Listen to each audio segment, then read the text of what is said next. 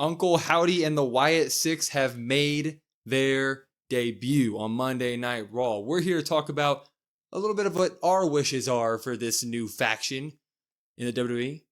I'm Will. That's Brandon. We're the Cousins of Destruction. As always, let's cheers. Let's talk about some wrestling, huh? Yeah, absolutely. I cheersed a little bit too early there, but that's okay. Yeah, Before we get too into it, I want to say that this debut is probably top 3 of all time. Oh my God. I mean, it was discussed on every social media outlet, like right away, you know, immediately people were like best debut ever. And I just racked my brain just like up and down. And I mean, production wise, yeah. I mean, that's crazy, man. Yeah, for me, it's like it's like Nexus. I think would be like 3 because I really enjoyed like that Nexus debut, and then I'd probably put it at 2, and then selfishly because I like Kane, I would put Kane there. Yeah, but the build up is what adds. In terms of like the build up and everything. I mean, Kane's easy to say because it's like hindsight's 2020. That longevity, you're like, oh, yeah, okay, right. But yeah, in terms of like the build up and actually delivering on that, like it's got to be the best one. Yeah, I mean, they had all the expectations in the world, and I feel like they knocked it out of the park, and hopefully the general wrestling audience feels the same way. But let's get into some of our wishes here. So we're just going to talk about what kind of our expectations are and things that we would like to see or would like for them to stay away from with this faction, considering that they are going to be the main reason people probably tune in to at least the next few Raws. I'm going to go ahead and give the first one. I'm just going to say it right away. Stay away from any belts. I would like for them to stay away from any belts for a while. Let's establish characters. Let's establish a motive. Let's establish some smaller threats. They do not need a title. It didn't work out for The Fiend. Actually, I would say things went downhill for The Fiend the second they decided to put the title on him. Let's learn from that and not give them the title for a while. Yeah, I think it just would ruin the whole aura of the faction. I mean, the faction's there to cause harm and, you know, salvation and reckoning and things like that. And it's like, honestly, they don't want belts. Like, that's not why they're here. So if you do that, it kind of ruins the whole thing for me, at least. Yeah, just establish their goals and establish why we're here, and just do that. Just do that. That's all I can really say about it. Don't push them into the main event scene right away. Yeah. Mine, I guess, would be kind of a thing I hope they don't do as well. I guess as I'm sitting here thinking about it, they would have to, because you'd have to explain like the Sister Abigail part. But I hope they keep Alexa Bliss away from this. Yep. I hope for her sake and the faction's sake, I kind of want the faction to feel kind of fresh and new. Yep. I don't want to have the thoughts of her previously and the work that she previously did to kind of overshadow this. And I think Nikki Cross can do a really good job in and of herself to where she can carry the female role, at least, of that faction. And I really just hope that they kind of stay away for her sake as well, because admittedly that was not some of the greatest work for her. Yeah. So all in all, I think it's better if they kind of stay away and they keep that 6th person as Bray with like the lantern. And it's a good, like, touching, heartfelt piece. I think that Alexa, while a lot of people criticize what she did as Sister Abigail or whatever she was, it was a body of work that was up there with the Fiend. Like she, if you picture the Fiend in a lot of your pictures, she's with him. So let's rest the Fiend character. Obviously, we have to, given what happened. Rest her with it. I'm completely agreeing with you. Let's start afresh here. Obviously, Uncle Howdy did show his face beforehand. He's been a part of it, but obviously we need someone to carry this.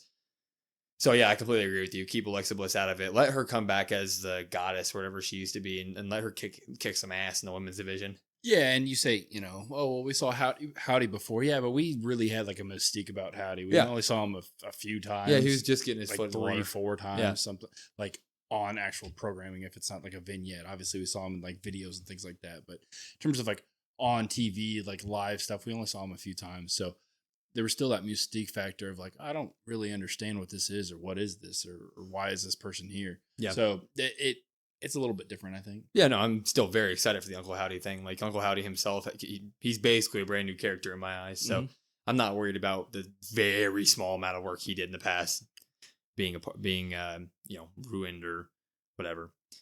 Another thing that I want to get out of the way right away, no in-ring gimmicks. What I mean by that, keep the freaking lights on when they have matches. Don't make the lights red, all right? We don't need that junk. Make their entrance incredible, like The Fiend. The Fiend's entrance, historic, amazing, great stuff. The second that the bell rings, turn the lights on and let's have ourselves a wrestling match. You can, when I say no in-ring gimmicks, I don't mean the characters not having like cool gimmicky moves and stuff. Fine by me. But keep the lights on. Let's not mess with the TV. I don't want the TV to be glitching or anything when they wrestle. That took away from the matches of The Fiend from me. I'm going to take it one step further and say I don't want to see them in a match for maybe like a month and a half to 2 months from now. SummerSlam? Yeah, I mean, maybe SummerSlam, but even then, I think that would be maybe a little bit too soon. I think that what they did obviously was perfect. Those characters and kind of that story and that aura and that motive, I think really plays into outside of the ring stuff. Yeah. I think it's going to be kind of challenging for them between how to balance that versus the in-ring, because once the bell rings, it's like, all that kind of mystique is gone and they're just wrestlers. But like right now, they feel larger than life right now. Well, that's part of another thing that I had written down. I mean, that leads into this. Make every member feel unstoppable. Don't have them take any cheap losses. Like, I'm not even talking about like, I don't even want to see losses as in like the characters go too wild and end up beating them with chairs and stuff and taking disqualification losses. No. If you book them, whenever you do start booking them one by one in matches or if they're in tag teams or whatever, make them feel unstoppable. We just saw these guys take out literally everybody who was in the vicinity of Gorilla and stuff like that, including guys like Chad Gable, and it looked like Carmelo Hayes was there and Braun Strowman. It looked like all those guys were there, not confirmed yet. But if they were able to do that, come on, let's make them feel like that in the ring for a bit. Make this faction feel almost unrealistically dominant when the bell rings. Yeah, and to piggyback off of that, I guess my thing would be make each character feel like their own. Yeah. I would much prefer Mercy the Buzzard to have its own thing versus, what's his name? Huskus the Pig? Yeah, Husky Harris. Huskus. No, Husky Harris was Bray Wyatt originally. Huskus the Pig, I believe. Oh my God, I forgot about something like that. And then, you have each individual character right now that you kind of had their own little rambling rabbit. You had their own little thing on the fun house. So I would like to see that kind of brought to life and like, okay, maybe the rabbit does this, or maybe the buzzard does this, or, just so they each kind of have something to kind of like identify them by. Do you want them to wrestle with their attire? With their masks and stuff? I was thinking about that today. I was like, as cool as all of them looked, and they did look cool, don't get me wrong, especially the buzzard one with Dexter Loomis. That thing looked not, but it was like, is there going to be mystique taken away when they take them off, or are we going to have them be all make-upped up? I think you have to have them wrestle in that. Really?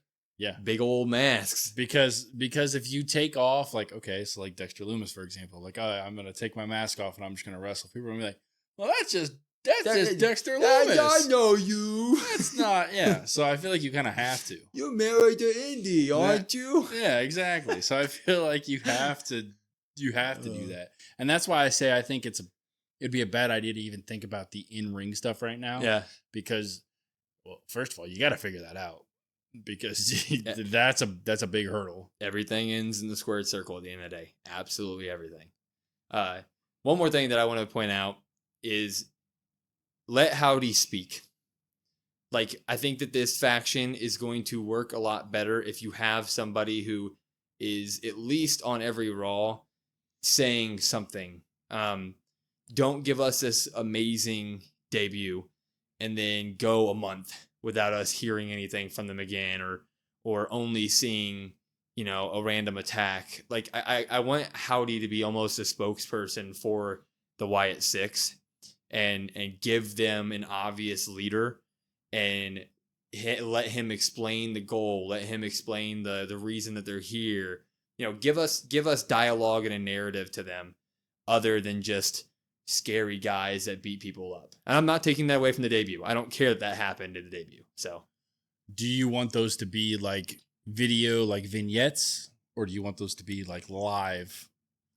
Like maybe they attack somebody and then he picks up a mic and he says, I think it needs to be a mixture of both. I think we need to have at Raw presence. I want them to stay away from the wrestling ring. I don't want to see them in the ring within the ropes. But when I say presence, I do think we need attacks backstage, or, you know, the lights going out in the locker room and all of a sudden they're there and people are getting beat up, stuff like that.